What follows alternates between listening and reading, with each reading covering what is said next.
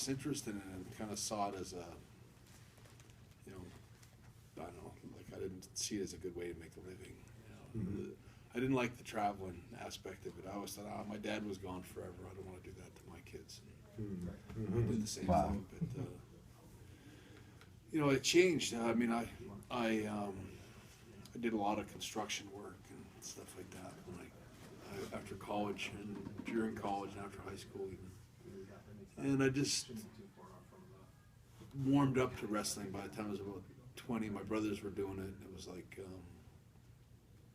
one of the big influences that people don't realize or don't know is a guy named Jay Youngblood, who was a wrestler out of Texas, and he did a lot for. I can remember him talking to me about, you know, you got to get into wrestling. You got to, you know, he was getting into it, and he gave me. He was the first wrestler that was close to my age that gave me a big talk about, like you got to do it. You got to do it. And that was the first time. That would have been about in the late '70s, early '70s. No, about '77 or '78. And that was the first time I started thinking more about like really being a wrestler and what it would take and what I needed to do and how, if I was going to be a wrestler, how I would want to present myself and things like that. And again, a few years, like when it finally came, I was about 21 when I started, and, or 20. And it wasn't that glamorous a job back then. It was.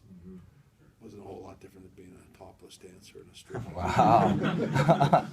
It's kind of the same thing, except for you know, there's blood and all that kind of stuff. But I mean, wrestling was a hard life with a hard, you know, the people in it were tough guys and hard men, and the traveling was tough. But my logic when I was 20 years old, especially after doing construction for enough years, and you know, and sitting around guys at my lunch break and stuff, and sitting around talking about pipe fittings and stuff like that. I just realized that I needed to find another line of work. You know, I reasoned at that time when I was about 20. I said I want to travel around the world.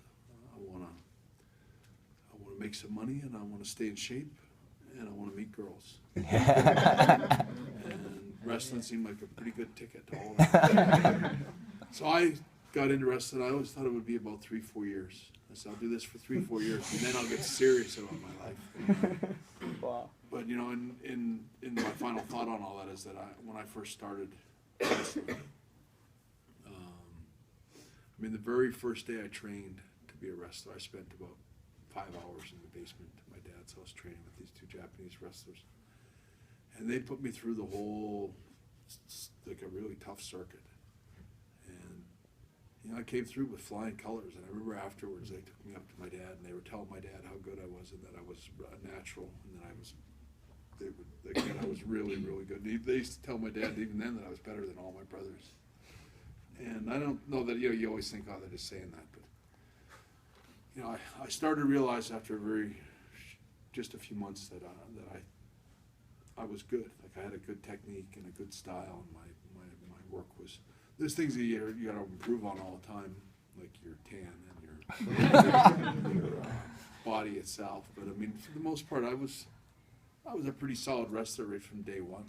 I mean, I wrestled when I first started. I wrestled like I had been wrestling for 2 or 3 years anyway. And you know, when I came to WWE or WWF, which was 1984 August, I remember no one rated me or anything. They thought I was just a sort of one-off. I'd be there for a couple of weeks and get rid of me because I had no skills. And most of the wrestlers didn't want to. The guys I remember working with in those days didn't want to do much with me either. They wanted to have the simplest, easiest match and sit in a headlock for 15 minutes and beat me. And I can remember after like 6 months or a year there, especially when I tagged up with Neidhart, which would have been about a year later. They'd come up to my dad and say, he's really getting it now. He's starting to get good. You know, it's like my dad would get really mad. And go, he was a good polished wrestler before he ever left to go down there.